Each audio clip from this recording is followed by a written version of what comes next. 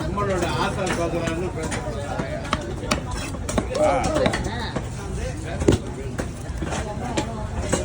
சாமி சாமி பாட்டெல்லாம் பாடுவேன்.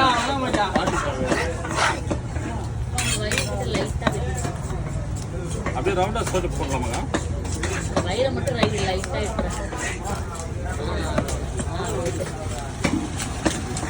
வயிறு சம்பவத்தை பார்த்தாலே பயன்படுது. இதெல்லாம் வந்து கலிக்கு தரலக்கா, நல்ல மீன் இல்ல, நல்ல மீன் தான். அந்த வயிறு மட்டும் எதுவுமே வேஸ்ட் கிடையாது. எதுவுமே வேஸ்ட் இல்லை, எல்லாம் சாப்பிட்டான மீன் சாப்பிட்ற மீன்.